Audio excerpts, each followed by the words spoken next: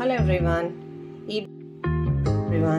ఈ బిజీ షెడ్యూల్లో మనకి ఏమన్నా బయట నుంచి తెచ్చుకోవడం తప్ప ఇంట్లో చేసుకోవడానికి అస్సలు టైం దొరకట్లేదండి.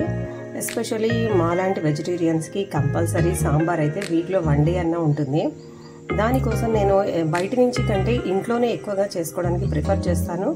అది హైజీనిక్ వేలో మనకి నచ్చిన ఇంగ్రీడియంట్స్ని పెట్టుకుని మనం చేసుకున్న సాంబార్ పౌడర్ చాలా డెలిషియస్గా యమ్మీగా ఉంటుంది.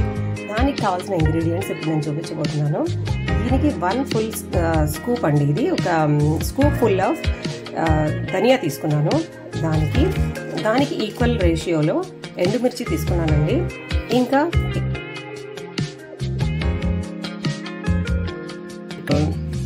మెంతులు తీసుకున్నాను.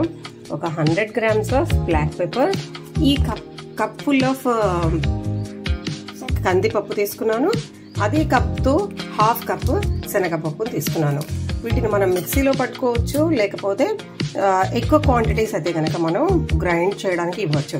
అయితే ఇది తక్కువ క్వాంటిటీ కాబట్టి నేను మా ఇంట్లోనే దాన్ని మంచిగా మిక్సీకి వేసేయాలనుకుంటున్నాను. ముందుగా ఒక వెడల్పాటి ప్యాన్ని నేను స్టవ్ మీద పెట్టుకుని దాన్ని ప్రీహీట్ చేసుకోబోతున్నానండి. ఇప్పుడు ఒక వెడల్పాటి ప్యాన్ని నేను ప్రీహీట్ చేసుకుంటున్నాను. ఫస్ట్లీ దీంట్లో కొరియాండర్ సీడ్స్ వేసుకున్నాను. చక్కగా డ్రై రోస్ట్ చేసేసుకున్నాను.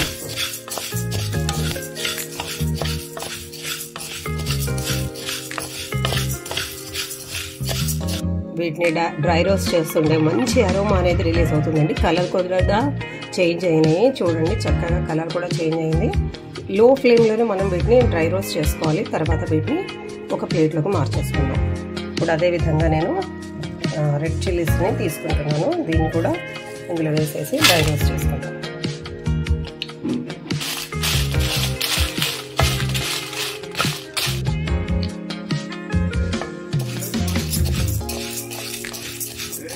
దెన్ నెక్స్ట్లీ నేను ఈ కందిపప్పుని డ్రై రోస్ట్ చేస్తున్నానండి. ఎండుమిర్చి కూడా చక్కగా డ్రై రోస్ట్ అయిపోయినాయి. ఇప్పుడు నెక్స్ట్లీ శనగపప్పు,